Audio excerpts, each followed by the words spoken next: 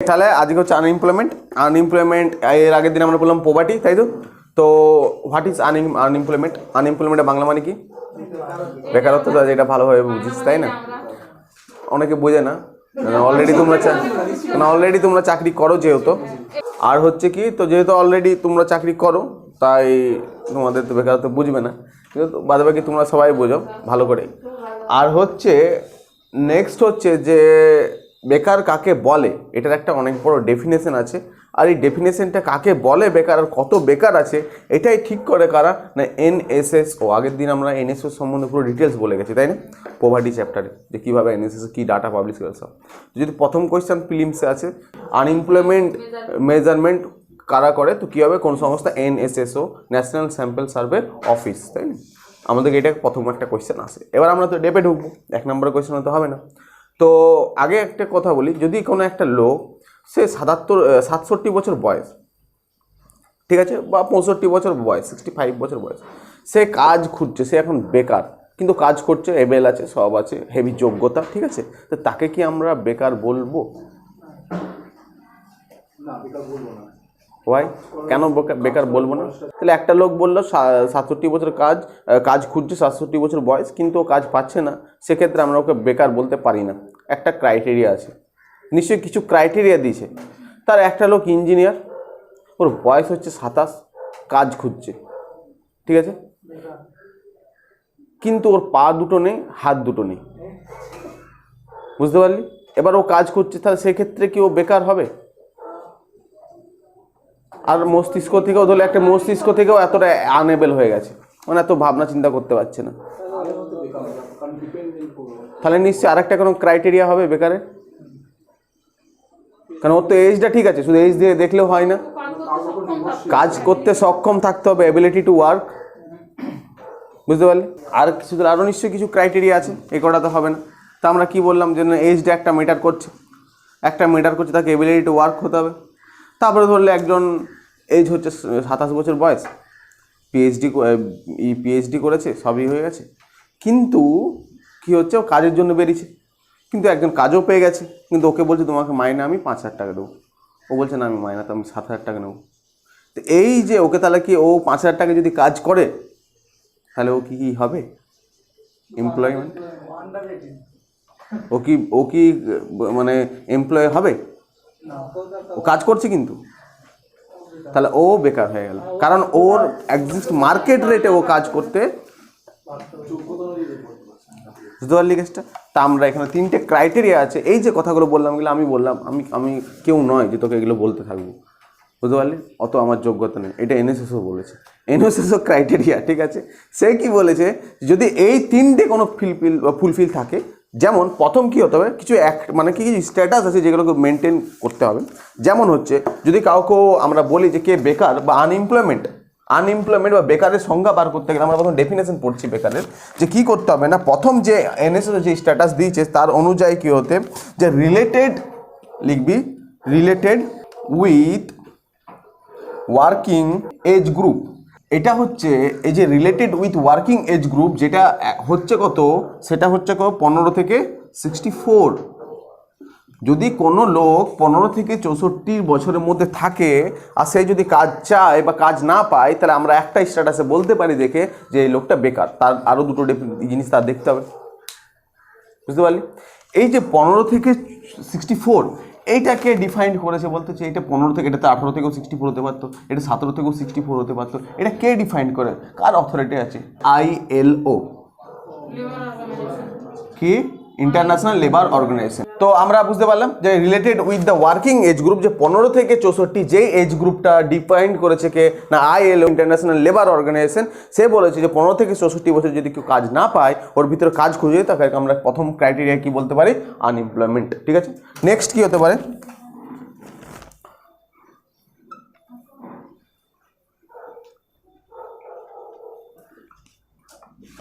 Ability to work, ঠিক আছে। Ability to work মানে কি, তাকে সক্ষম হতে হবে কাজ করার জন্য, সে মেন্টাল ডিসএবিলিটি হলে হবে না, তাই না? মানসিক অসুস্থ থাকলে হবে না, তাকে কাজ করতে হবে। এবং অমনিও বয়সে 18 বছরের প্রচুর ছেলে আছে, 29 বছর, 27 বছরের প্রচুর ছেলে যারা মেন্টাল ডিসিপ্লিনেন্স আছে, তারা তো বেকার, তারা তো এমনি বেকার থাকবে না, কিন্তু সেটাকে আমরা কি বলতে পারি না, আনএমপ্লয়মেন্ট বলতে পারি না। বুঝতে পারি কেসটা? Next, willing to work of existing market rate, মানে কি?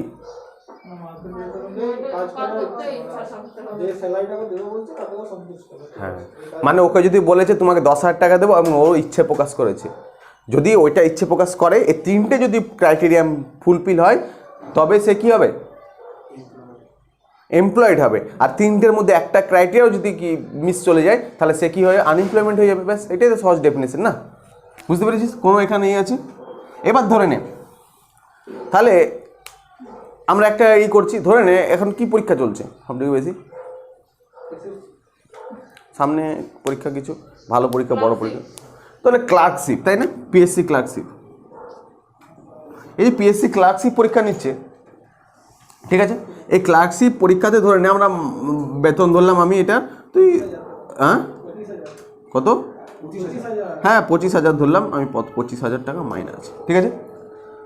তো প্রথম হচ্ছে এই 25,000 টাকা যেটা মাইনা ক্লার্কের, সেটা হচ্ছে কি, আর যার জন্য ধরেলে 10 লাখ ছেলে ফর্ম ফিল আপ করেছিল, তার মানে 10 লাখ ছেলে কি আছে? ওই মার্কেট রেটে কাজ করতে রাজি আছে। আর ওই 10 লাখ ছেলেরই কি আছে না, এই এজ গ্রুপটাও আছে যেটা ওরা চেয়েছে। আর ওরা কাজও করতে হ্যান্ডি, মানে নয়, মানে সরি, মানে কি বলতে, ওইটা কার্যক্ষমতা, ওই কাজটা যেটা দেবে সেটা ক্ষমতা করার এবিলিটি আছে, কেউ মেন্টাল ডিসএবিলিটি। তাহলে পিএসসি ক্লার্কশিপের জন্য বেকার কত ছিল না? 10 লাখ। আনএমপ্লয়মেন্ট কত ছিল? আমরা একটা ক্ষেত্র বার করতে পারি। এদিক দিয়ে তো কোনোদিন ভাবিসনি। বুঝতে পারছিস না কেসটা? কারণ একটা ফর্ম বেরোয়, আমরা ওই কাজটা করতে এবেল থাকি, এমনকি আমরা ইচ্ছে প্রকাশ করি। বুঝতে পারছি কেসটা? তো এটাই হচ্ছে আমরা আনএমপ্লয়মেন্টের ডেফিনেশন। যদি এই তিনটে কারোর যদি থাকে, তিনটে যদি ম্যাচ করে যায়, তাহলে সে হয়ে যাবে। তাহলে পিএসসি ক্লার্কশিপ যদি পেয়ে যাস তুই, তা তুই কী হবি? এমপ্লয়েড হয়ে যাবি, তাই না? আর যদি পিএসসি ক্লার্কশিপটা যদি তোর যদি কোনোটা ইচ্ছে না থাকে বা এগুলো না হয়, তো নর্মালি তুই এইগুলো তুই আনএমপ্লয়মেন্ট হয়ে যাবি, ঠিক আছে? দেখ, NSSO, national sample survey organisation, office, NSSO, এই যে এনএসএসও ও প্রেজেন্টলি অ্যাক্টিভিটি স্ট্যাটাস কি রয়েছে ভারতের, বুঝতে পারলি? সেটাকে ও তুলে ধরেছে। প্রথম কথা, সেটা আমাদেরকে বুঝে নিতে হবে কি প্রেজেন্টলি অ্যাক্টিভিটি স্ট্যাটাস আছে, কিসের ক্ষেত্রে না? এমপ্লয়েডদের ক্ষেত্রে বা আনএমপ্লয়েডদের ক্ষেত্রে। আমরা বেসিক্যালি আনএমপ্লয়মেন্ট চ্যাপ্টার এটা পড়ছি, ঠিক আছে? কী কী আছে এই স্ট্যাটাস, এখন কি ভারতের পরিস্থিতি রয়েছে পাতি কথা, ঠিক আছে? বেরোজগারির ক্ষেত্রে বা ভারতের ইকোনমিতে যে কন্ডিশনটা আছে, সেটাতে আছে কিছু লোক আছে যারা ওয়ার্কিং, যারা কাজ করছে, তা আমরা জানি, তাই না? কিছু লোক আছে যারা আনএমপ্লয়মেন্ট নেই, যারা কাজ করছে। এখন বুঝলাম এক নম্বর। তা ভারতের অবস্থা দেখছি আমরা, ভারতের ইকোনমিক্যাল কন্ডিশন দেখছি এই আনএমপ্লয়মেন্ট টপিককে নিয়ে, ঠিক আছে? যে এখন প্রেজেন্টলি স্ট্যাটাস কি আছে আমাদের ভারতবর্ষে, না প্রথম স্ট্যাটাস যেতে পাচ্ছি যে কিছু লোক যারা কাজ করছে, এক নম্বর। 2 নাম্বার, যারা কি করছে, seeking as available for the work বা ফর ওয়ার্ক, মানে কি তারা কাজ খুঁজছে, যেমন তুই, যেমন যেমন তুমি, ধরলাম, ঠিক আছে? তোমরা কি করছো? কাজ খুঁজছো। তোরা কিসের মধ্যে পড়ছো তাহলে? তোমরা seeking as available for the work বা ফর ওয়ার্ক, ঠিক আছে? এবার কিছু লোক আছে 3 নাম্বার, নাইদার সিকিং নর অ্যাভেলেবেল ফর ওয়ার্ক, মানে কি? মানে কিছু লোক আছে যারা কাজ খুঁজছে না, আর কিছু লোক কি আছে, মানে তাহলে কিছু লোক আছে যারা কাজ খুঁজছে না, নর অ্যাভেলেবেল ফর ওয়ার্ক। কিছু লোক কাজ প্রয়োজন নেই কিছু লোকের কাজে, বা কাজ করতে চায় না কিছু লোক খুঁজছে না, বুঝতে পারলি? আর কিছু লোক কাজ করার ইচ্ছে নেই, বুঝতে পারলি? ধরে নে তুই জমিদার ফ্যামিলি থেকে বিলং করিস, তাহলে কি হবে? 3 নাম্বার, একদম তুই কাজ করবি না, কাজ করার ইচ্ছে নেই। কেউ হয়তো বাবার টাকা খাচ্ছে, এখনো ওর কি ওর কাজের এখন ইচ্ছে প্রকাশ হয়নি, বুঝতে পেরেছি? এই স্ট্যাটাস এখন ভারতবর্ষে আছে। তাহলে আমরা হঠাৎ পাগলের মধ্যে এটা জানবো কেন? কেন জানবো না? আমরা সব থেকে ইম্পর্টেন্ট হচ্ছে এইটা, যে এই যারা কাজ করছে আর যারা কাজ খুঁজছে, এই দুটোকে মিলে ওদেরকে বলা হয় ওয়ার্কিং ফোর্স বা ওয়ার্ক ফোর্স বলা হয়। এটা আমাদেরকে মাথায় রাখতে হবে। যখন আমি বলবো ওয়ার্ক ফোর্স মানে কি, তখন তাকে মাথায় রাখতে হবে যারা কাজ করছে আর যারা কাজ খুঁজছে তারা হচ্ছে ওয়ার্ক ফোর্স। ঠিক আছে? এই যে ওয়ার্ক ফোর্স, এটাকে আমরা বলতে পারি লেবার ফোর্স। যেটা ওয়ার্ক ফোর্স সেটাকে আমরা বলতে পারি লেবার ফোর্স। তাহলে যদি আমি বলি হোয়াট ইজ ওয়ার্ক ফোর্স আর লেবার ফোর্স, তাহলে এখানে দুটো হবে, যারা কাজ খুঁজছে, তাই না? ওয়ার্কিং আর যারা প্লাস সিকিং, যারা কাজ খুঁজছে। মানে আমাদের এখানে কারা আছে? আমাদের এখানে লেবার ফোর্স আছে, তাই না? আমাদের এখানে সবাই কিন্তু শুধু অনলি ফর সিকিং নেই, কেন আরো অনেকে আছে যারা কাজ কি করছে, কাজ করে অলরেডি এরা। তাহলে এরা কিসের মধ্যে পড়ে যাচ্ছে? সিকিং এর, ওয়ার্কিং এর মধ্যে। আর তোমরা কিসের মধ্যে পড়ে? সিকিং এর মধ্যে। কিন্তু আমাদের এই ক্লাসটা কিসের মধ্যে পড়ছে না, এটা ওয়ার্ক ফোর্স বলতে পারি বা লেবার ফোর্সের মধ্যে পড়তে পারি। এটা আমাদের লাগবে, ওই জন্য আমরা আগে লিখে রাখছি। তাহলে যারা কাজ খুঁজছেও না, যারা কাজ চায়ও না করতে, ওইরকম লোকগুলো নাইদার সিকিং নর অ্যাভেলেবেল ফর ওয়ার্ক, ও অ্যাভেলেবেলও নয় ওয়ার্কের ফলে, কোনো কাজ করতে চায় না। তো এরকম লোকদের কি বলে? Outside of the labour force, এরা লেবার ফোর্সের বাইরে। ঠিক আছে? এইবার আমরা একটা কথা, আমি একটা কোয়েশ্চেন, মেজর বড় কোয়েশ্চেন একটা জিজ্ঞেস করছি। টাকা কামালে, একটা যখন প্রচুর টাকা কামাচ্ছে, ঠিক আছে, তো টাকা কামালে সে কি বেকার বা বেকার নয়? একজন ধরলে মাসে 20 লাখ টাকা করে কামাচ্ছে, পার মান্থ 20 লাখ টাকা। এই কোয়েশ্চেনটা কিন্তু এসছে, আবার কোয়েশ্চেনগুলো এইভাবেই আসবে যে কোয়েশ্চেন হচ্ছে বলে যে আমি এইখান থেকে কোয়েশ্চেন আসবে, এগুলো থেকে কোয়েশ্চেন, এরকম না। কোয়েশ্চেন যেখান থেকে করতে পারে ওরা। যেমন ধরেন একজন প্রচুর টাকা কামাচ্ছে, ঠিক আছে, শুধু টাকা কামানোটাই কি তখন কি ও আনএমপ্লয়মেন্ট বা এমপ্লয়মেন্ট হয়ে যাবে? টাকা কামাচ্ছে বলে, 50 লাখ টাকা কামাচ্ছে বলে পার মান্থ, তখন কি এমপ্লয়মেন্ট হয়ে যাবে? না, কোনো দিনই না। ওকে কি হতে হবে? ওকে 15 থেকে 64 এজ গ্রুপ হতে হবে, এবিলিটি ওয়ার্ক হতে হবে, তাকে উইলিং টু মার্কেট রেটে কাজ করতে হবে। এটা কাজ খুঁজছে, আমরা ওকে এমপ্লয়মেন্ট বলছি। কিন্তু এমন লোক আছে যে এগুলোকে তো ও করবেই না, তার সাথে কি আছে না, ওটা ছেড়ে দিচ্ছে। আমরা ধরলাম আমরা তাকেই ওয়ার্কার বলবো বা তাকেই এমপ্লয়মেন্ট বলবো যার টাকা, যে কাজ করবে, সে কাজ করার ফলে হয় আমাদের জিডিপি বা আমাদের ন্যাশনাল ইনকামে তার টাকা যখন কাউন্ট হবে, যার টাকা ন্যাশনাল ইনকামে কাউন্ট হবে, যার টাকার ফলে আমাদের দেশের লাভ হবে, বুঝতে পেরেছি তো? আমরা বেশি তাদেরকে আমরা কি বলবো? আমরা এমপ্লয়মেন্ট বলবো। টাকা তো অনেকভাবে কামানো যায়, কিন্তু যেই টাকাটা আমাদের দেশের কাজে লাগবে, সেটা রেজিস্টার থাকবে, যেটা আমাদের ন্যাশনাল ইনকামে কাউন্ট হবে, তাদের টাকাগুলো, তাদেরকে আমরা এমপ্লয়মেন্ট বলি, তাদেরকে আমরা এমপ্লয়ার বলি। যেমন ধরেন তুমি একটা ক্লার্ক, ঠিক আছে, তো তুমি সার্ভিস সেক্টরে কাজ করছো, ঠিক আছে, এই সার্ভিস সেক্টর কাজটা তোমার তো ওখানে ন্যাশনাল ইনকাম যখন কাউন্ট হচ্ছে তোমারটা ধরছে। কিন্তু একজন মাফিয়া, কয়লা মাফিয়া, ও মাসে 50 লাখ টাকা ইনকাম করছে, না, ন্যাশনাল ইনকামে ঢুকবে না। তারপরে কেউ ধরলে চোর, কেউ ডাকাত, কেউ ছিনতাইবাজ, বুঝতে পারলে, তো তাদের টাকা তো ন্যাশনাল ইনকামে তো কাউন্ট হবে না। তারপরে কেউ তোলা উঠাচ্ছে, তো কোনো কাজই করছে না, তাহলে ওরা মাসে সব থেকে বেশি টাকা কামাচ্ছে, হতে পারে মাসে 20 লাখ 10 লাখ করে উঠাচ্ছে। তাদের ইনকামটাকে আমরা ন্যাশনাল ইনকামে ধরবো? মানে ন্যাশনাল ইনকাম তো কাউন্ট হবে না। আর তারা অ্যাজ এ সারা জীবনের জন্য আনএমপ্লয়মেন্ট, তারা কিন্তু এমপ্লয়মেন্ট হতে পারে না। যত টাকা টাকা কামালে যে সেটা তুমি এমপ্লয়মেন্টের মধ্যে পড়বে, টাকা কামালেই তুমি যে রোজগার করছো সেটা না। হতে পারে তুমি তোমার মা বাবার ক্ষেত্রে হতে পারো, হ্যাঁ, কিন্তু এনএসএসও বা আমাদের দেশের যারা অ্যাকচুয়ালি দেশে কে রোজগার বেরোজগার যে দেখবে, সে কিন্তু তোমাকে বলবে না। যত বড় মাফি হয়ে যায়, তুমি কিন্তু আনএমপ্লয়মেন্ট, তুমি কিন্তু বেরোজগার। আগে ভালো করে এটা বুঝো। তাহলে আমরা তো বুঝলাম যে এটা থাকলে এটা আমরা এমপ্লয়মেন্ট বলি। তার সাথে কি এমন ক্ষেত্রতে কাজ করতে হবে যে ক্ষেত্রটা কি করতে হবে? তুমি দেশের জন্য কিছু প্রোডাকশন করছো, প্রোডাক্টিভিটিতে তোমার কাজ করতে হবে। বা তুমি কি করছো, তুমি তোমার টাকা ন্যাশনাল ইনকামে কাউন্ট হচ্ছে, এই টাইপের কোনো এমপ্লয় যদি করো তুমি, সেক্ষেত্রে তোমাকে কী বলা হতে হবে, এগুলো ছাড়াও তোমাকে কী বলতে হবে, আরও কিছু ক্রাইটেরিয়া থাকে। বুঝতে পারিস তো?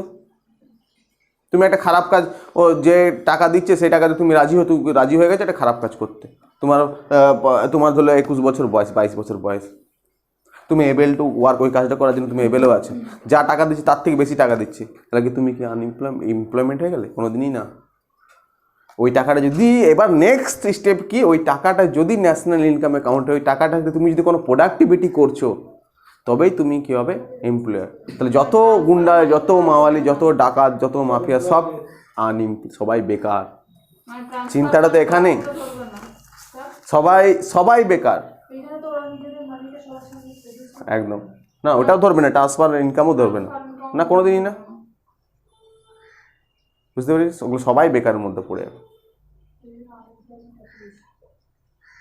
বুঝতে পারিস? তাহলে শুধু টাকা কামানোই নয়, সেটাকে ঠিকঠাক রাস্তা দিয়ে কামাতে হবে। আনএমপ্লয়মেন্ট রেট, আমরা যখন বলি আনএমপ্লয়মেন্ট, তখন আমরা কি বলি? বেকার। কত বেকার? আমরা বলি না ভারতে ধরলে 7.5% লোক বেকার আছে, তাই না? তো এই যে পার্সেন্টেজ কি থেকে বেরোলো, তাই না? ঠিক আছে, সেটা আমাদেরকে বার করতে হবে। আমরা তো বলি না আমাদের ভারতে 121 কোটির মধ্যে 70 কোটি লোক বেকার আছে যারা কাজ করে না, আমরা ওইভাবে বলি না, আমরা পার্সেন্টেজ দেয়, ওটাকে তুই জনসংখ্যা থেকে করে নিবি। এই যে পার্সেন্টেজ দিচ্ছে, সেটা কিভাবে করছে, এখানে দুটো ইম্পর্টেন্ট জিনিস জানতে হবে আমাদেরকে। আর আমরা বুঝবই কিভাবে যে ইকোনমিতে কত আনএমপ্লয়মেন্ট আছে, আমাদের ইন্ডিয়ান ইকোনমিতে কত আনএমপ্লয়মেন্ট আছে, কত বেকার আছে আমাদের ইন্ডিয়ান ইকোনমিতে, এটা আমাদের বার করতে হবে। কীভাবে বার করব? তাহলে আমরা বার কী করছি? Unemployment rate. এর একটা ফর্মুলা আছে, ফর্মুলাটা দেখে নিই আমরা। এটা হচ্ছে আনএমপ্লয়মেন্ট ওয়ার্কফোর্স, মানে যারা কাজ করছে না। কিছুক্ষণ আগে বললাম না আমি কি বললাম? লেবার ফোর্স, এই তো লেখা আছে ওয়ার্কফোর্স। এখানে কি থাকবে? এখানে ওয়ার্কি, যারা কাজ করছে, আর ওয়ার্কফোর্স আর লেবার ফোর্স দুটো একই টাইপের জিনিস। আর যে দুটোরই ডেফিনেশন কী হচ্ছে? যারা কাজ করছে, যারা কাজ করছে না, যারা কাজ খুঁজছে, অ্যাকচুয়াল কাজ করছে না এমন, যারা কাজ খুঁজছে, ঠিক আছে, ওরকম লোক। কিন্তু এখানে বলছে আনএমপ্লয়মেন্ট ওয়ার্কফোর্স, তো এখানে হচ্ছে ওয়ার্কফোর্স। আনএমপ্লয়মেন্ট যারা কাজ কি, হ্যাঁ, মানে কাজ করে না, ওরা এখন খুঁজছে কাজ। আর নিচে আছে টোটাল ওয়ার্কফোর্স, মানে খুঁজছে আর প্লাস করছে। বুঝতে পারলি?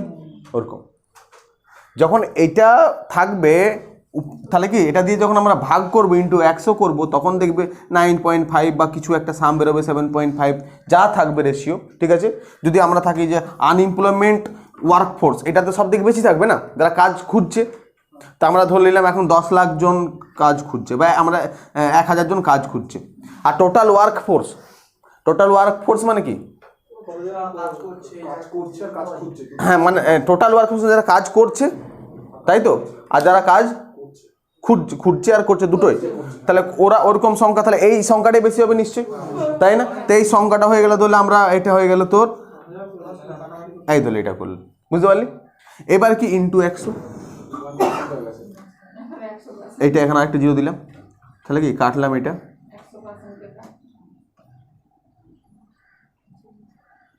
কি হবে,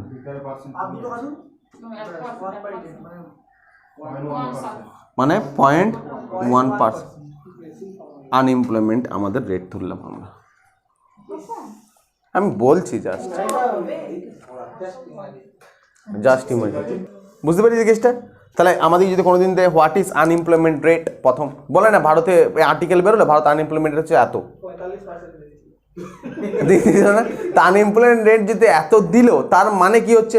মানে উপরে হচ্ছে কি, যারা কাজ করছে না তাদেরটা দিলাম, আর নিচে দিলাম যারা কাজ করছে আর কাজ খুঁজছে, তাইটা ওটা দিয়ে ভাগ করলাম, ইন্টু পার্সেন্টেজ করবো, ইন্টু 100 দিলাম, যেটা আসবে সেটাই অ্যান্সার।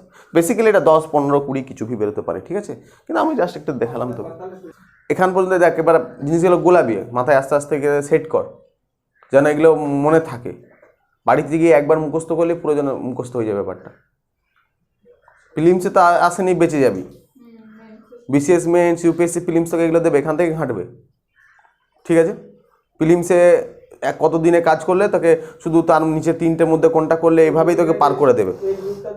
এজ গ্রুপটা দেবে, কত ওয়ার্কিং এজ, বাস তুই শেষ হয়ে গেল। কিন্তু মেন্সে তোমাকে তো ছাড়বে না, ধোবি পাচার করে দেবে। ঠিক আছে, নেক্সট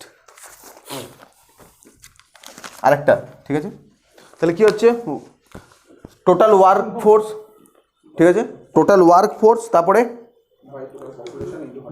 বাই পপুলেশন ইন্টু 100 যেটা বেরোবে। তার মানে এটার মানে কি, আমরা তো এটা বুঝলাম যে এটা কত লোক বেকার আছে, তাই না? ওয়ার্ক ফোর্স পার্টিসিপেন্স রেট মানেটা কি, এটার মানেটা কি অ্যাকচুয়ালি বুঝতে পারছি? হ্যাঁ, মানে যারা করছে, যারা খুঁজছে, আর তারপরে যত লোক ভারতবর্ষে, তো ভারতবর্ষে লোক আছে 121 কোটি, আমরা তো এটা জেনেছি। আর কত লোক কাজ করছে আর প্লাস কাজ খুঁজছে সেটা আমরা ধরে নিলাম, সেটা হচ্ছে আমরা ধরলাম 100 কোটি ইন্টু 100, মানে 100 কোটি কি আছে যারা কাজ করছে আর খুঁজছে। না, এটা হবে না, কারণ তার মধ্যে বাচ্চাই প্রচুর আছে, তোকে এই গ্রুপটা বাদ দিতে হবে না। তা আমি এখানে ধরলাম 60 কোটি, তাই না? এই দেখ, এটা যেটা আসবে সেটা কি হবে, পার্টিসিপেশন রেট, বুঝলি? এটা কত আসবে, কত অ্যাট প্রেজেন্ট এখন হচ্ছে 49.80 ওয়ার্ক পার্টিসিপেশন এখন আছে ভারত, 49.80। মানে এত লোক কি করছে, এরা মানে কাজে পার্টিসিপেট করছে, করার জন্য আছে, ইচ্ছাও আছে, কিছু লোক তো করছেই, এইটা অনেক ভালো। প্রথম কথা, এই রেটটা যত বেশি হবে তত ভালো, কারণ অনেক মহিলা আছে যারা বাড়িতেই থাকে, ওদেরকে কোনো কাজ করতে দেবে না। অনেক লোক, অনেক আছে বয়স্ক, ওরা কাজ কোনো করবে না, ওটা ছেড়েই দেয়। মানে কি, এই এজের মধ্যে প্রচুর মহিলা আছে বা অনেক আছে যাদেরকে কাজ করতে দেয় না, বাড়ি থেকে কাজ করাবে না। ঠিক আছে, তারপর অনেক রকম প্রবলেমস হবে কাজ করতে গেলে, এবং বাড়ি থেকে তো কাজ করতে কে দেবে না, এখন টাকা পেলে তাই সবাই দেবে, ভালো জায়গায় মেয়েরা কাজ করুক, তাই না? কিন্তু ওই সমাজ ওখানে কাজ করতে দেবে না, নাহলে হয় ওখানে ওর সাথে ওকে অন্য চোখের নজরে দেখা হবে, বুঝতে পারলি? সামাজিক আমাদের যেটা ভারতের, আমরা মুখে বলি এক আর করি এক, তাই না? মন এক জিনিস ভাবে আর করে এক জিনিস, সব বলবো যে হ্যাঁ ঠিক আছে ঠিক আছে ঠিক আছে, আর যখন নিজের বোনের পালা আসবে তখন বলবো না, কোনো অবস্থা ঠিক নেই, বিয়ে দিয়ে দাও, তাই না? তো যার ফলে কি, একটা ফ্যামিলিতে 15 জন মেম্বার আছে, তার মধ্যে মাত্র 3 জনই কাজ করছে, মানে 3 জনই কী করছে, ওয়ার্ক ফোর্স পার্টিসিপেশন রেটের মধ্যে পড়ে, তার মধ্যে পড়ে না কেন? কিছু তো বয়স্ক লোক আসবে, তাদেরকে তো ধরতে পারবো না, কিছু তো বাচ্চা থাকবে, তাদেরকে ধরতে পারবো না, যে 4 জন মধ্যে ইয়ং থাকবে, তার মধ্যে বোন 2 জন থাকলো, মা থাকলো 1 জন, তাই না? কাকিমা থাকলো, তো এরা তো এদের কাজ করতে দেবে না। তাহলে এদের কি আছে, এবিলিটি টু ওয়ার্ক আছে, যে টাকা দেবে সেই টাকা তো করতে পারবে, এডুকেশনও আছে, সবাই এখন মেয়েরা পড়ছে, তাই না? এবং ওদের এজ গ্রুপও আছে 15 থেকে, কিন্তু কি কাজ করতে দেবে না ওদেরকে, এই যে মেন্টালিটিটা, তাহলে ও তখন এই পার্সেন্টেজটা কমে যাবে না? তাহলে যদি কাজ করবে তবেই তো আমাদের ন্যাশনাল ইনকামে প্রোডাক্টিভ, তবেই তো দেশ বাড়বে। কাজ করেগা ইন্ডিয়া তবেই তো দেশ বাড়েগা ইন্ডিয়া, বুঝতে পারলি? তো ওরকমই ব্যাপার, কাজ করতেই যদি না দিস তুই, তো পয়সা আসবে কোথা থেকে, তাই না? তাহলে তো ন্যাশনাল ইনকামে প্রোডাক্টিভিটি বাড়তো, আমাদের ন্যাশনাল ইনকামে তো যোগ দিত রে বাবা ওর টাকাটা। এই মেন্টালিটিটা না চেঞ্জ হলে এই রেটটা বাড়বে কি করে? এই রেটটা না বার করলে তবে তো এখানে এই রেটটা ইনক্রিজ হবে কি করে? তুমি একটা খেলাতে এসো খেলবো, তো খেলার জন্য তো পার্টিসিপেট হতে হবে, বেশি লোক খেলা জানতে হবে, তবে তুমি চ্যাম্পিয়ন হলে না হলে সেটা আলাদা ব্যাপার, চাকরি খেলাতে পার্টিসিপেট তো করতে হবে।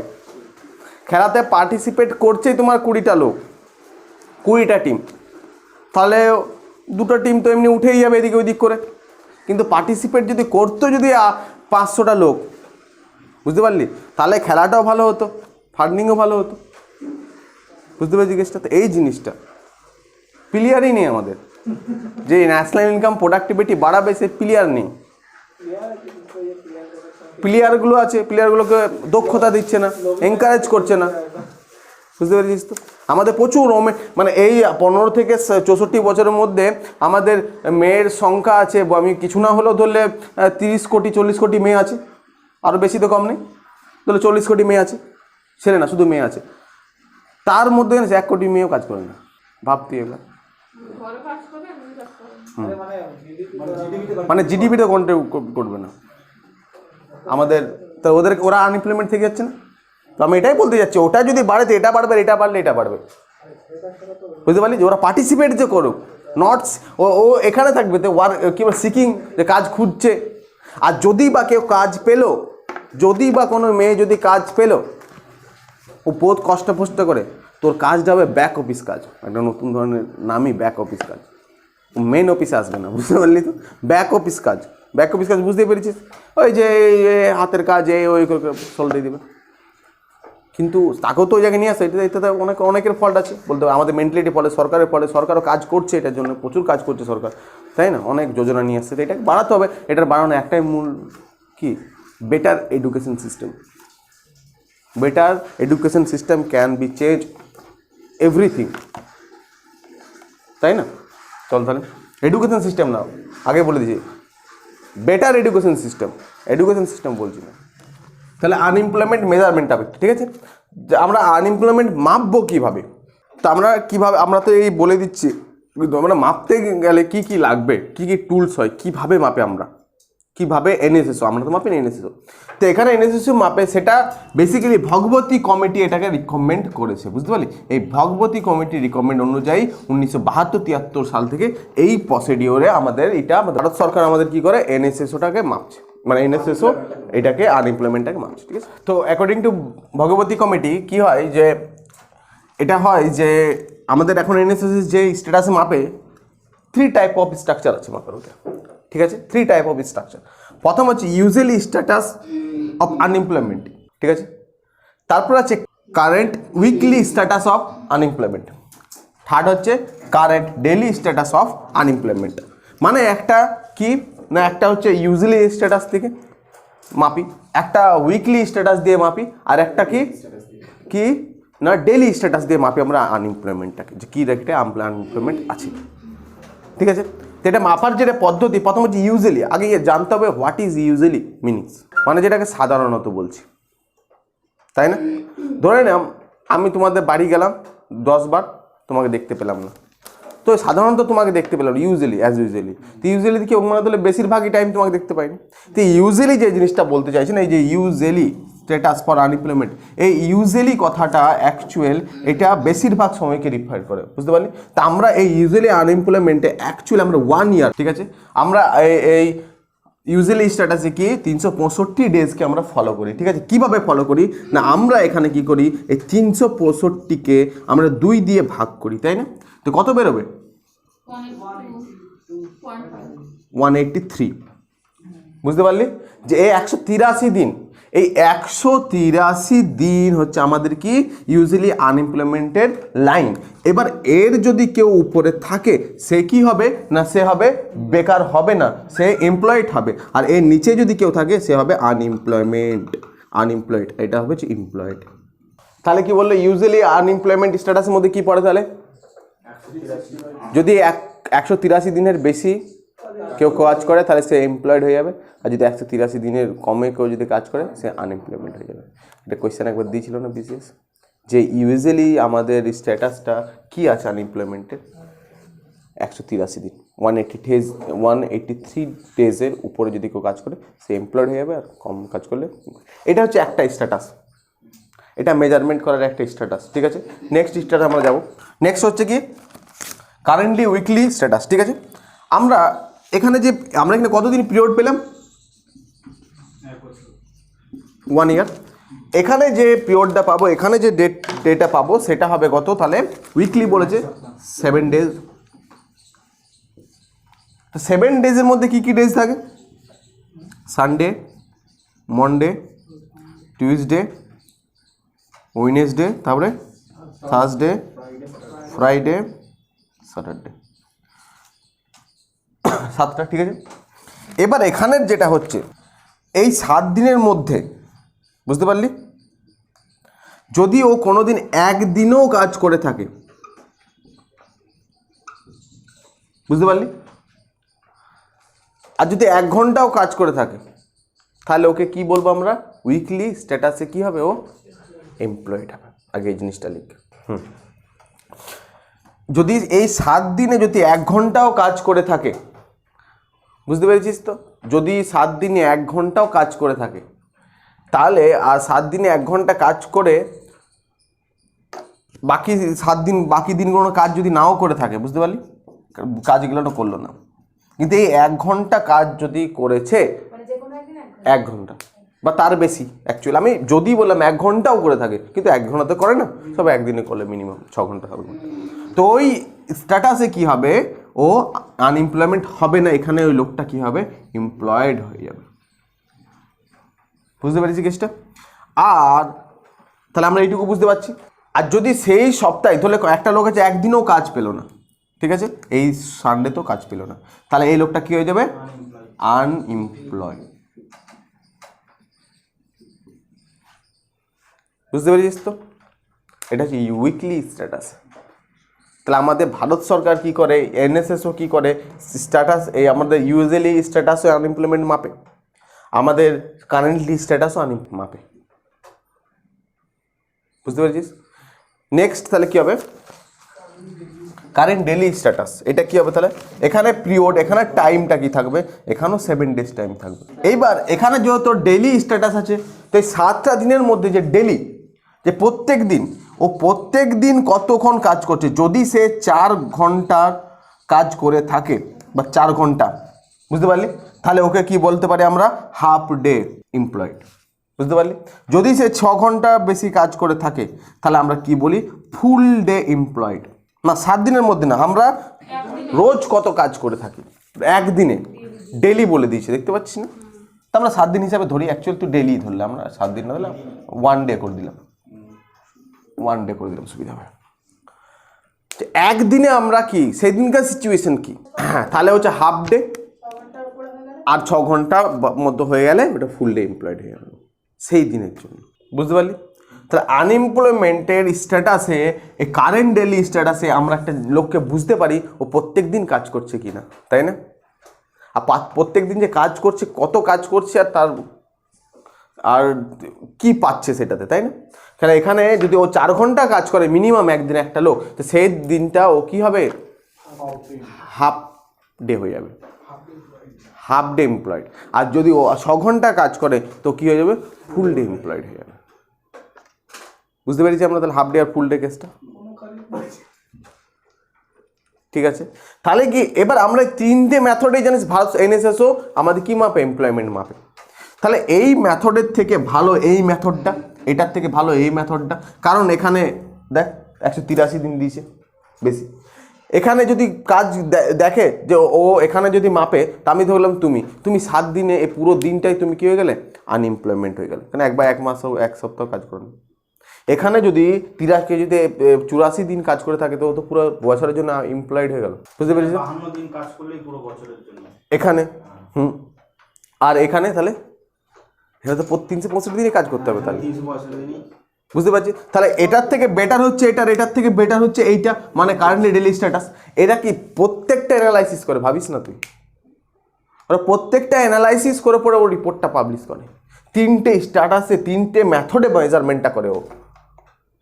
যে আমাদের ভারতবর্ষে কি বলে ইউজুয়ালি স্ট্যাটাসে আনএমপ্লয়মেন্ট রেট কত আছে, আমাদের ভারতবর্ষে currently weekly status unemployment rate কত আছে, আমাদের ভারতবর্ষে currently daily status unemployment rate কত আছে, ভালো করে বুঝবি। কারণ একটা লোক তো প্রত্যেক দিনই তো খায় রে বাবা, প্রত্যেক দিনই তো খরচা হয়, তাহলে ওকে প্রত্যেক দিন ডেলি কামাতে হবে না, অন্তত হাফ ডেও তো এমপ্লয়েড করতে হবে। 183 দিন কাজ করলো, তারপর থেকে কাজ করলো, তো বাকি দিনগুলো খাবে না নাকি, ও এতটা সেভ করতে পারবে, ওই জন্য ওই এমপ্লয়মেন্ট আছে। তাহলে এইটা যদি খুব বেশি থাকে, এটা যদি সবাই যদি এখানে এমপ্লয়মেন্ট থাকে এই পার্সেন্টেজ রেটে, এটা যদি খুব বেশি থাকে, বুঝতে পারলি, তাহলে তো ভালো না। আমাদেরকে এটাও দেখতে হয়, আমাদেরকে এটাও দেখতে হয়, আমাদেরকে এটাও দেখতে হয়, কারণ আছে, ঠিক আছে? কেন মাঝে শনি রবিবার ছুটি থাকে, অনেক রকম অনেক ব্যাপার থাকে, ঠিক আছে? তাহলে আমাদের ভারত সরকার কি করে, আমাদের এইটা আর এইটা, এই 3টে, একটা কারেন্ট, একটা উইকলি, আর একটা ডেলি, একটা ইউজুয়ালি, আর একটা উইকলি, এই 3টে মেথডে কি করে আনএমপ্লয়মেন্ট কত, যা লোক বেরোবে এখানে একটা পার্সেন্টেজ বেরোবে, এখানে একটা পার্সেন্টেজ বেরোবে, একটা ওখানে পার্সেন্টেজ, কমন পার্সেন্টেজ বেরোতে পারে, দিয়ে বলে দেবে যে আমাদের ভারতবর্ষে আনএমপ্লয়মেন্ট রেট এই আছে। তিনটের কমন করে হ্যাঁ করতে পারে, বা তিনটে আলাদা আমাদের দেখবি যখন আনএমপ্লয়মেন্ট রেট দেবে তখন দেবে ইউজুয়ালি স্ট্যাটাস ফর আনএমপ্লয়মেন্ট এত পার্সেন্টেজ, তুই এবার বুঝতে পারবি। তখন দেবে কারেন্টলি উইকলি স্ট্যাটাসে এত পার্সেন্টেজ, এটা বুঝতে পারবি। তখন দেবে currently daily status unemployment rate এত পার্সেন্ট। তাহলে সব থেকে বেশি আনএমপ্লয়মেন্ট রেট কোনটাতে যেতে পারে? কারেন্ট ডেলি স্ট্যাটাসে এখনকার দিছে, ওটাই তাহলে সব থেকে বেশি ভালো করতে হবে। তাহলে এগুলো এমনি ভালো হয়ে যাবে, বুঝতে পারলি। ফার্স্ট কোয়েশ্চেন একটা লিখ, in which method India can not measure unemployment, কোন মেথডে মেজার করে না, কোয়েশ্চেনটা এসেছিল, ঠিক আছে। তো অ্যান্সার কী হবে?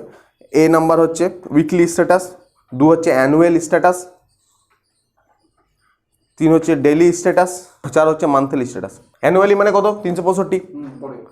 তাহলে এই কোয়েশ্চেনটা পড়েছিল ইউপিএসসিতে একবার। তো তুই যে জানাতে কোয়েশ্চেনটা কত সহজ হয়ে যাচ্ছে না, ঠিক আছে। তাহলে আমরা বুঝে গেছি মেজারমেন্টটা কীভাবে করে ওরা দেখে নেয়, প্রত্যেকটা ওরা দেখে, ওদের কাজই ওর কাজই স্ট্যাটিস্টিক্স করা, তাই না। ওরা প্রচুর স্ট্যাটিস্টিক্স করে এগুলো সব বার করে নেয় আমাদের, তারপরে ওরা মেজারমেন্টটা মোটামুটি করে দেবে, কোনো চাপ হবে না, ঠিক আছে। আমরা পেয়ে যাব। আমরা কী কী দেখলাম এখন অবধি? আনএমপ্লয়মেন্ট কাকে বলে, রেটটা দেখলাম, মেজারমেন্টটা দেখলাম, 3টে মেজর জিনিস দেখলাম, ঠিক আছে। এবার নেক্সট লিখবো jobless growth. What is jobless growth? এই কোয়েশ্চেনটা আবার ইউপিএসসিতে পড়েছিল civil service, what is jobless growth, ইন্টারভিউতে জিজ্ঞেস করতে পারে। জব নেই কিন্তু গ্রোথ হচ্ছে, এটাই হচ্ছে জবলেস গ্রোথ। নাম মে সব রাখা হ্যায়, দেখো, বুঝতে পারলি, এটাই হচ্ছে জবলেস গ্রোথ। কি করে হচ্ছে? গ্রোথ তো হচ্ছে কিন্তু জব হচ্ছে না, মানে আমাদের আনএমপ্লয়মেন্ট রেট, তাই তো, আনএমপ্লয়মেন্ট রেট হচ্ছে 7.5% ধরে নিলাম। তো এটা বাড়লে ভালো না কমলে ভালো? কমলে ভালো। তো নেক্সট এখন দিলাম জিডিপি এখন হচ্ছে 7.5। এবার এটা বাড়লে ভালো না কমলে ভালো? ইয়ার, এটা হচ্ছে ইয়ার কত, তারপরে হচ্ছে আনএমপ্লয়মেন্ট রেট হলো 10% 20-তে 21-এ ধরলাম।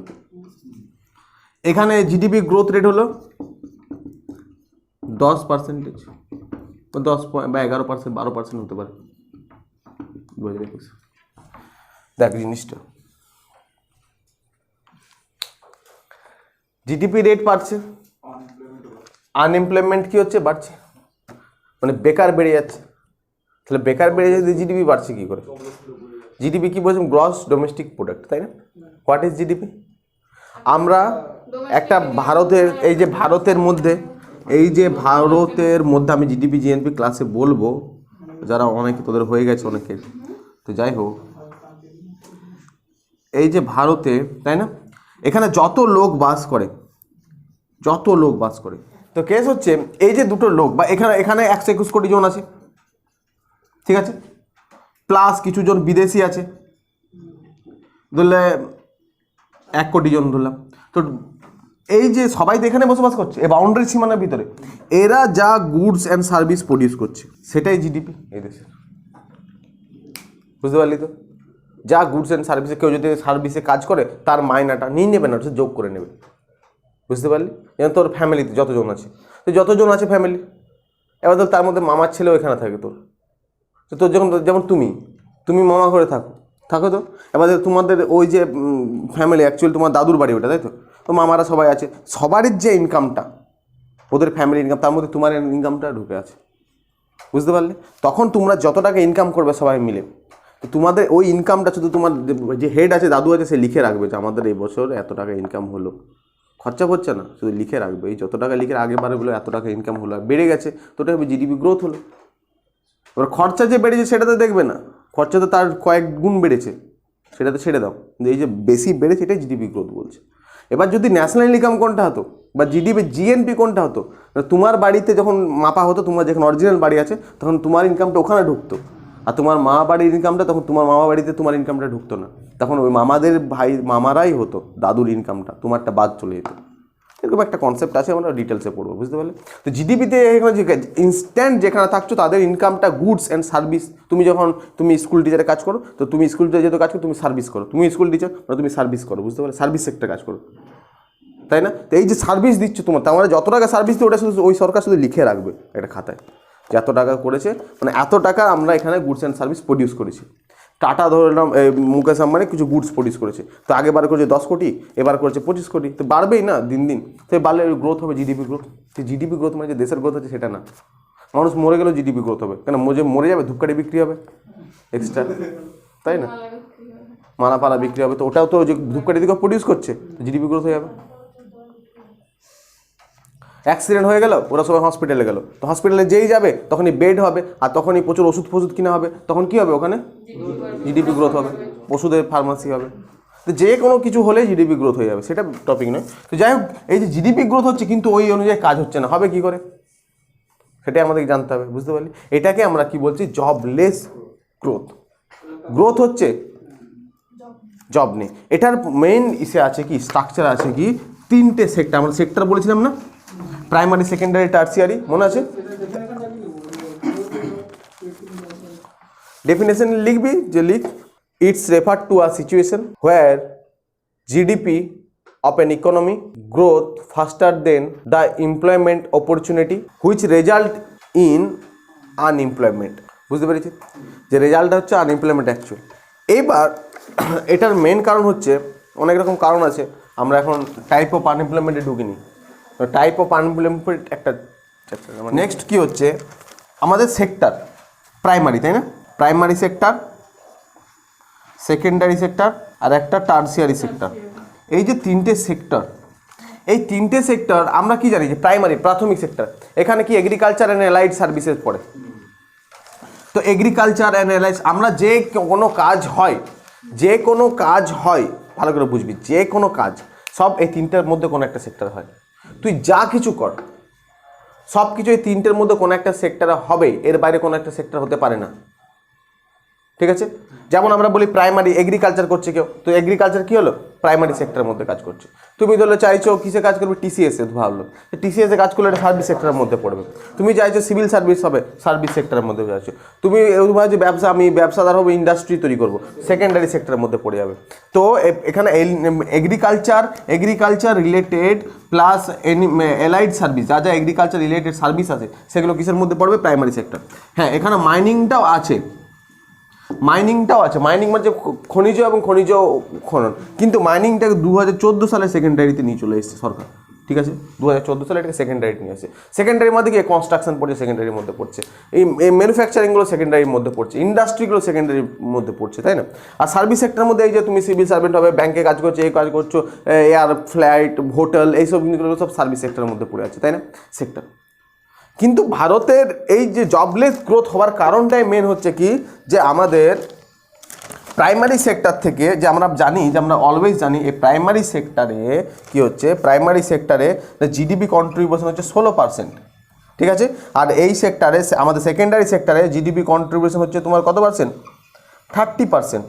আর ধরলে আমরা টার্সিয়ারি সেক্টরে জিডিপি কন্ট্রিবিউশন হচ্ছে কত, 54%। এগুলো হচ্ছে জিডিপি কন্ট্রিবিউশন হচ্ছে প্রাইমারি সেক্টরে 16%, এই সেক্টরে হচ্ছে 30%, এই সেক্টরে হচ্ছে 54%, ঠিক আছে? মানে যদি আমাদের দেশ যদি 100 টাকা আয় করছে, জিডিপি কন্ট্রিবিউট করছে 100 টাকা, তো 100 টাকার মধ্যে 16 টাকা এখান থেকে পাচ্ছে, এখান থেকে 30 টাকা পাচ্ছে, এখান থেকে 54 টাকা পাচ্ছে, বুঝতে পেরেছিস তো? এইবার এই জিনিসটা পাচ্ছে তো ঠিকই, এই জিনিসটা তো পাচ্ছে তো ঠিকই, যে আমাদের এখানে 16% এখান থেকে পাচ্ছে, মানে 16 টাকা এখান থেকে পাচ্ছে, 30 টাকা এখান থেকে পাচ্ছে, এই সেক্টর থেকে পাচ্ছে, দেখ। কিন্তু প্রবলেমসটা, টাকা যেখান থেকে পায় কোনো চাপ নেই, ঠিক আছে, কিন্তু সবাইকে মিলে তো টাকা পেতে হবে। এবার কেস হচ্ছে এই যে প্রাইমারি সেক্টরে যেখানে 16% টাকা মাত্র আসছে, সেখানে যদি এই 100টা লোক, এবার আমরা যদি লোক হিসাবে দেখব, তো কি হচ্ছে যে এখানে অ্যাবাউট 50% লোক কাজ করছে, তো এখানে লোক, এটা হচ্ছে লোক, এটা হচ্ছে কি জিডিপি কন্ট্রিবিউশন, এটা হচ্ছে লোক, ওয়ার্কার। তাহলে এখানে 50টা লোক কাজ করছে, 16 টাকা আয় করছে, এখানে 24টা লোক কাজ 30 টাকা আয় করছে, এখানে 26টা লোক কাজ করছে 54 টাকা আয় করছে, বুঝতে পারলি? তো প্রবলেম এখানে, মেন প্রবলেম হচ্ছে আমাদের জিডিপি কন্ট্রিবিউশন। আমাদের ম্যাক্সিমাম যে জিডিপি আসে না, যে টাকাটা 100 টাকা যদি আসে, যে 100 টাকা যদি জিডিপি আসে, তো 54 টাকা আসে এখান থেকে, এই সেক্টর থেকে, টার্সিয়ারি। আর সেখান থেকে কিন্তু লোক কাজ করছে 26%, কেন, বুঝতে পারলি? আর এখান থেকে মাত্র 16 টাকা আসছে, কিন্তু 50 জন লোক এখানে কাজ করছে। তো এখানেই আনএমপ্লয়মেন্টের গল্পটা আছে, তাই না? এখানে অনেক ডিসগাইজড আর ছদ্র বেকারতা আছে, বলেছিলাম। যেমন এখানে 50 জন লোকের দরকার নেই, একটা ফ্যামিলিতে 7 জন মিলে চাষ করছে, ওরা 10 কেজি চাল প্রোডাকশন করছে। একজন যদি রাগ করে পরে অন্য বাড়ি চলে যাচ্ছে, ও কাজ করবে না বলেছে, তাও ওরা 10 কেজি চাল প্রডিউস করছে। এটা ডিসগাইজড আনএমপ্লয়মেন্ট, ছদ্ম বেকারতা, বুঝতে পেরেছি? তো ওরকমই ছদ্ম বেকারতা যেমন চলছে, এই 50 এখানে 26% যে আছে লোক কাজ করছে। এখানে সার্ভিস সেক্টরটা আমাদের ঠিক আছে, অনেক টাকা আয় করছে সার্ভিস সেক্টর থেকে, কিন্তু লোক কম কাজ করছে। কারণ কেন? কারণ এখানে টেকনোলজি চলে এসছে, এখানে কম্পিউটারে অর্ধেক কাজ করে নিচ্ছে, বুঝতে পারছিস তো? আমাদের মেইন ফল্ট হয়েছে, আমরা প্রাইমারি সেক্টরকে ছাপিয়ে, আমরা সেকেন্ডারি সেক্টরকে ছাপিয়ে আমরা প্রাইমারি থেকে ডাইরেক্ট সেকেন্ডারিতে টার্সিয়ারিতে চলে এসেছি। কারণ আমরা সেকেন্ডারিতে আমরা থাকিনি, বুঝতে পারলি? স্যার আমাদের service sector developed country, service sector থাকে ডেভেলপড যারা কান্ট্রি, কিন্তু আমরা এটাকে ছাপিয়ে চলে এসেছি, বুঝতে পারলি? চায়না কী করে? চায়না ছাপাই দিয়েছে, চায়না প্রাইমারি থেকে সেকেন্ডারিতে এসেছে, সেকেন্ডারিটাকে ওরা মজবুত করেছে, ম্যানুফ্যাকচারিং ইউনিটে জোর দিয়েছে। তাহলে কি এখানে প্রচুর লোক লাগবে, বুঝতে পারলি? কিন্তু এখানে তো সার্ভিস সেক্টর, এখানে লোক কম লাগবে, কাজটা বেশি হবে, ঠিক আছে? এর কোয়েশ্চেন আমি বলবো, এটা হচ্ছে মেন কারণ, জবলেস গ্রোথের কারণ হচ্ছে আমাদেরকে যদি এই এগ্রিকালচার, এখানে 50 জন কাজ, ঠিক আছে, এখানে প্রোডাকশনটা বাড়তে হবে, এখান থেকে যদি আমরা 50% আনতে পারি, তাহলে আমাদের সব লোক কাজ হয়ে যাবে। এখান থেকে কাজ ছেড়ে বেকার হচ্ছে, ওরা বেরিয়ে যাচ্ছে। এর সাথে একটা কারণ নয়, এটাতে যে একটা কারণ। এমনি আমি কজেস অফ যখন লিখাচ্ছি আমি পরপর বলে যাচ্ছি, ঠিক আছে? তো নেক্সট লিখ কজেস অফ আনএমপ্লয়মেন্ট। প্রথম কারণ কি আনএমপ্লয়মেন্টের? 1 নাম্বার পপুলেশন এক্সপ্লোশন, গ্রোথ বলবো না, ঘেটে যাচ্ছে আর কি, তাই না? যে এত পপুলেশন বাড়ছে, এত জনসংখ্যা বাড়ছে, যার ফলে কি এত হিসাবে কাজ ক্রিয়েট হচ্ছে না, তাই না? সবাই 2-3টে করে এখনও বাচ্চা নিচ্ছে, যার ফলে কি কাজ তো আর গ্রোথ হবে না, সরকার তো ওইভাবে তো কাজ ক্রিয়েট করতে পারবে না, প্রথম কথা। তো প্রথম কজেস অফ আনএমপ্লয়মেন্টের মেন কারণে কি হচ্ছে? পপুলেশন কি এক্সপ্লোশন। তাহলে ফার্স্ট কারণ আমরা লিখলাম যে আমাদের কি হচ্ছে? জনবিস্ফোরণ। এত জনসংখ্যা বাড়ছে যে হারে, এত হারে কাজ বাড়তে পারে না, তোমাকে জনসংখ্যা কন্ট্রোল করতে হবে। এটা সম্বন্ধে আমাকে কিছু বলতে হবে না নিশ্চয়ই। কাজ বাড়ছে অ্যারিথমেটিক মেথডে, জনসংখ্যা বাড়ছে জিওমেট্রিক মেথডে, জিপি মেথডে, লাফিয়ে লাফিয়ে যাচ্ছে, তাই না? তারপরে slow rate of economic growth, 2 number. মানে কি আমাদের রেটটা যেটা ইকোনমিক গ্রোথ হচ্ছে, ইকোনমিক রেট, সেটা অনেক ধীরে ধীরে হচ্ছে। যদি আমাদের ইকোনমিক রেট, ইকোনমিক গ্রোথ মানে কি বোঝায়? মানে আমাদের ইকোনমিক, আমরা যদি জিডিপি ধরি, তো জিডিপি কখন বেশি বাড়বে? যখন প্রচুর প্রোডাকশন হবে, যখন প্রোডাকশন বেশি হবে, যখন আমাদের ধরলে তোরা বেশি কাজ সাপ্লাই দিবি মার্কেটে। মানে কি অ্যাকচুয়াল ইকোনমিক গ্রোথ তখনই হবে যখন সব কিছুর গ্রোথ হবে, ঠিক আছে? কিন্তু সব কিছু গ্রোথ আটকে যাচ্ছে, ওইভাবে গ্রোথ হচ্ছে না আমাদের দেশে। যদি এখানে প্রচুর ব্রিজ হয় তো প্রচুর গ্রোথ হবে না দেশের? তো প্রচুর ব্রিজ হলে প্রচুর লোক কাজ পাবে না, বুঝতে পারলি তো? তো এইভাবেই তো দেশের গ্রোথ হবে না। তো ইকোনমিক গ্রোথ বলতে এখানে বোঝাচ্ছি যে যত কিছু এখানে জিনিস ঘটবে আমাদের দেশে, যত ইকোনমিক গ্রোথ হবে, যত কিছু জিনিস হবে, প্রচুর যদি রেল এখন ভাবে যে আমরা রেলগুলো সব বুলেট ট্রেন করে দেবো, সবগুলো, তাহলে কি এই যে বুলেট ট্রেন করতে যাবে তো প্রচুর লোক লাগবে, কাজ, নতুন তো কাজ লাগবে পুরো, সে প্রাইভেটের লোক আর বেসরকারি লোক, তাই না? তো এইটা করতে তো ওদের সময় লাগবে না? তাহলে এখন প্রচুর টাকা খরচা হবে, করবে কাজগুলো কারা? তাহলে আমাদের দেশেরও গ্রোথ হবে, লোকও কাজ পাবে, বুঝতে পারলি? এইটাই যে কোনো জিনিসকে ভাবতে, ইকোনমিক গ্রোথ বলে এখানে যে কোনো জিনিসের গ্রোথ করতে গেলে মানুষ লাগবে, মানুষই গ্রোথ করবে, আর গ্রোথ করলে টাকা। এই গ্রোথ এটা আমাদের ফাস্ট হচ্ছে না, ইকোনমিক গ্রোথ, 1 নাম্বার। 2 নাম্বার হলো, 3 নাম্বার আন্ডার ডেভেলপড এগ্রিকালচার। আমাদের যদি এগ্রিকালচারটা ডেভেলপড হতো, যদি আমাদের এগ্রিকালচারটা ডেভেলপড হতো, তাহলে আমাদের কি, আমরা কি দেখলাম, এগ্রিকালচার সেক্টরে কত % লোক কাজ করে? যদি 100টা লোক যদি কাজ করে তো 50%, তাহলে ওরা সবাই ওখানে কাজ করতো, আর ওখানে যদি সব কিছু বেশি বেশি থাকতো, তোরা ওখান থেকে বেশি প্রোডাকশন করতে পারতো না, তাহলে ওরা কেউ আনএমপ্লয়মেন্ট, ডিসগাইজ আনএমপ্লয়মেন্ট হতে পারতো না।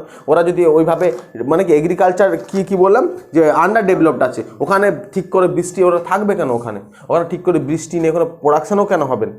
ওদেরকে ঠিক মতো শিক্ষা নেই যে তোমরা অনেক বেশি প্রোডাকশন করতে, প্রোডাকশনই তো মেন, তোমরা অনেক বেশি প্রোডাকশন করতে পারো, সেটা ওরা বুঝতে পারছে না। তারপর ওখানে ওদের কাছে ঠিকঠাক ইকুইপমেন্টস নেই, যন্ত্রপাতি নেই ঠিকঠাক, ঠিক আছে? যার ফলে ও আমাদের প্রোডাকশনটা বাড়াতে পারছে না। তাহলে অনেক লোক তো কাজ করছে, কিন্তু ওরা প্রোডাকশনটা সাপ্লাই, ওখান থেকে বেশি টাকা আয় করতে পারছে না, ওখানে তাহলে ওখানে 50% লোক কাজ করছে, মানে ওখানে অনেক বেশি ওখানে প্রোডাকশন করা দরকার। তো প্রোডাকশনটা বাড়াতে গেলে কী আছে, ওখানে আমাদের পলিসিগুলো ফল্ট আছে কিছু, ওদেরকে ওদের সুবিধা নেই, ওদের ঠিকঠাক মতো জলের সুবিধা নেই, ঠিক আছে, তাহলে ওখানেও চাষ হতো, প্রচুর চাষ হতো।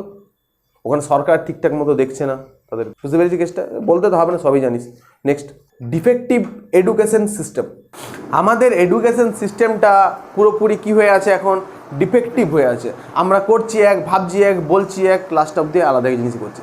পড়ছে ইঞ্জিনিয়ার, হচ্ছে অন্য কিছু, বুঝতে পারলি, টিসিএস যাচ্ছে। আবার ও পড়ছে অন্য কিছু, হচ্ছে আবার অন্য কিছু, বুঝতে পারছি। এই জিনিসগুলো পুরো একদম হ্যাপাজেট হয়ে গেছে।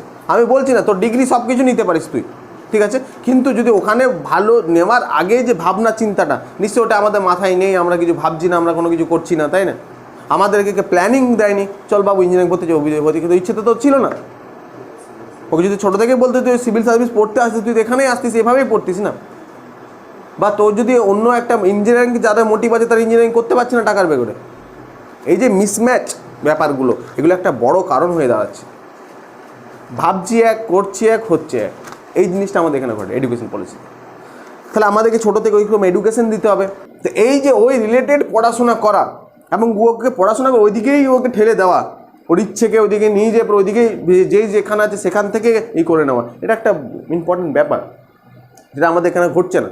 ডিগ্রি যদি সব হতো, এগুলোও যদি সব হতো, তাহলে আইপিএস অফিসার, আইএস অফিসার, আমাদের WBPSC আর ইউপিএসসি, ওরা ডাইরেক্ট চলে যেত অক্সফোর্ড ইউনিভার্সিটি, আর ওখান দিয়ে ভালো স্টুডেন্টগুলোকে ধরে নিয়ে চলে আসতো, তাই না? ওরা কেন লিখতো যে প্লেন গ্র্যাজুয়েট লাগবে, তাই না? ওরা ডাইরেক্ট চলে যেত অক্সফোর্ড ইউনিভার্সিটি, চলে যেত সব থেকে ভালো স্টুডেন্ট, একে উঠিয়ে নিল। ও হচ্ছে এখানকার first Calcutta university first class first হয়েছে, এবছর এখান থেকে টপার হয়েছে কলকাতা থেকে, একে আইপিএস অফিসার বানিয়ে দিল। কেন বানাবে না? বুঝতে পারলি? এডুকেশনের ডিগ্রি আলাদা জিনিস, এটাই তো বুঝতে হবে, আর ফিল্ডে কাজ করা আলাদা জিনিস, বুঝতে পারলি? তাহলে তো পরীক্ষাই নিত না, ডাইরেক্ট ওখানে দিয়ে চলে যেত। তো আমরা অনেক বড় বেশি ডিগ্রি বেস এডুকেশন হয়ে গেছে আমাদের। প্রথম তো আমরা গ্র্যাজুয়েশন অবধি তো ওয়েট করে থাকি, গ্র্যাজুয়েশন হবে তারপর এমএ করবো, তারপরে ভাববি। আরে ভাই, তখন তো তোর এই ওয়ার্কিং এজ গ্রুপ শুরু হয়ে গেছে 15 বছর ধরে, তুমি 23 বছরে ভাবছো। আর কি হবে তোমার? ILO তো 15 বছর দিয়ে বলেছে নিশ্চয়ই, তো তোমার তো হয়ে গেছে 30 বছর, বুঝতে পেরেছি কেসটা? এটাই তো হচ্ছে এখন। MA মাস্টার্স করার পর ভাবছি আমরা এডুকেশনটাকে অনেক বেশি অন্য দিক দিকে ডিগ্রি হিসাবে প্রায়োরিটি দিয়ে দিচ্ছি, আর এটা নয়, বুঝতে পারলি? নিজেকে কী করতে হবে, নিজের পায়ে দাঁড়াতে হবে, নিজেকে কী করতে হবে সেটাকে জানতে হবে, আমি কি করব সেটাকে জানতে হবে, বুঝতে পেরেছিস কেসটাকে? ভালোবেসে এলে সবাই, তুমি সব কোনো ডিগ্রি নিতে পারো, বুঝতে পেরেছিস তো? এটা একটা জ্যাম হয়ে যায় আনএমপ্লয়মেন্টে। নেক্সট, লো ক্যাপিটাল ফর্মেশন, মানে আমাদের ক্যাপিটাল ফর্মেশন করতে হবে। আর আমাদের ক্যাপিটাল দুটো এখানে ওয়ার্ড আছে, একটা লো ক্যাপিটাল ফর্মেশন আর একটা ক্যাপিটালকে কী করতে হবে, রেগুলেট করতে হবে। তোমার কাছে টাকা আছে, তুমি টাকাটা বাক্সের ভিতরে ভরে কোনো লাভ নেই, ওটা ব্যাংকে দিয়ে দাও, বা কোনো তুমি ইনভেস্টে করো কোথাও, মিউচুয়াল ফান্ড নিয়ে। এগুলো না কী হয়, টাকাগুলো ওরা রেগুলেট করে। তোমার টাকাগুলো, এতজনের টাকা, তোমাদের সবাইকে 1 লাখ টাকা আছে, এটা যে 10 লাখ টাকা হবে, ব্যাংকে দিয়ে দিলে ব্যাংকে টাকা কাজ করাবে, কোথাও খাটাবে, ওখানে ওই যে কাজটা করাবে সেখানে তো আবার লোক লাগবে কাজটাতে, কিন্তু তুমি কী করেছো, ওটা বাড়ির ভিতরে ঢুকিয়ে রেখেছো টাকাটা, তো তোমার ক্যাপিটাল তো ফর্মেশন হচ্ছে না। তুমি প্রচুর সোনা কিনে নিজের কাছে রেখে দিয়েছো, তাহলে ওই টাকাটা যদি বাইরে খাটতো না, তো ওখান থেকে ও লাভ এনে পড়ে তোমাকে দিত কিছু পার্সেন্টেজ। ব্যাংকে টাকা রাখলে ওরা লাভ দেয়, কারণ তোমার যে 10 লাখ টাকা রেখে, সেই 10 লাখ টাকা ওরা লোক খাটাচ্ছে, বুঝছিস কেসটাতে? ওই 10 লাখ টাকা যে ব্যাংক নিয়েছে তোর কাছ থেকে, যে এমআইস করে দিয়েছে, ওই 10 লাখ টাকা ব্যাংকের কাছে আর নেই, ও কার একটা লোককে দিয়ে দিচ্ছে, বা ওখান থেকে অনেক লোক খাটছে, হোটেল হচ্ছে, অনেক লোক কাজ করছে তোর টাকাটাতে, ওখান থেকে প্রোডাকশন বাড়ছে, ওখান থেকে যে লাভ হবে ওটা লাভটা তুইও পাবি, বুঝতে পেরেছিস কেসটা? ব্যাস পাতি কথা। মানে সরকার কোনোদিন সবাইকে কাজ দিতে পারে না, যথেষ্ট জনসংখ্যা হতে পারে না, এটা কোনোদিনও পারবে না, এটা সরকার এই কথাটাও মাথায় রাখতে হবে, কোনোদিনও হবে না। ইথিক্যাল জিনিস, একটা আনলজিক্যাল জিনিস, সব 100 জন 100 জনে কাজ করতে পারে, কোনোদিনই হতে পারে না। তা আনএমপ্লয়মেন্ট অলওয়েজ থাকবে সবসময় রেট, এবার রেটটা যত কম থাকবে তত ভালো। কিন্তু সরকারকে আমরা কোনোদিন দোষ দিতে পারি না যে এত, হ্যাঁ বেশি থাকলে তো দোষ দিতে পারি, বেশি থাকলে তো দোষ দেবই আনএমপ্লয়মেন্ট, কিন্তু একটা দেশে আনএমপ্লয়মেন্ট থাকবেই, ওটা জিরো আনএমপ্লয়মেন্ট কখনো হবে না। যদি সবাই সেলফ যদি সবাই কাজ করে, তাহলে এটা জিরো নামতে পারতেও হতে পারে।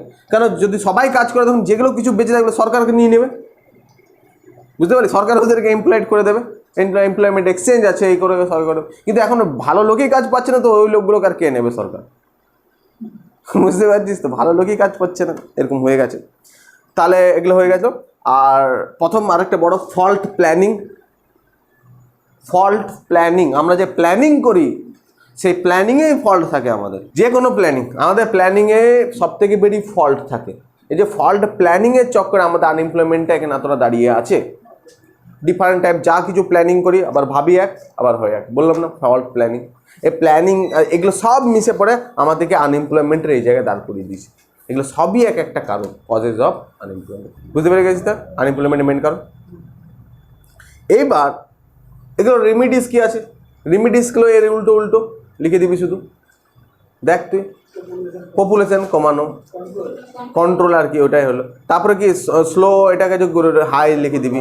তারপরে হবে কি লো ক্যাপিটাল ফরমেশন, এটা কি হয়ে যাবে হাই ক্যাপিটাল ফরমেশন। তারপরে আরেকটা আন্ডার ডেভেলপড এগ্রিকালচার, ওটা কিছু ডেভেলপড এগ্রিকালচার করতে হবে, তাই না?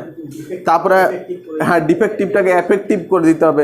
তারপরে এখানে আরেকটা লিখাই নি, সেটা হচ্ছে আরেকটা excessive use of foreign technology. আমরা অনেক বেশি ফরেন টেকনোলজি ইউজ করছি, এটাও একটা বড় আনএমপ্লয়মেন্টের কি কারণ।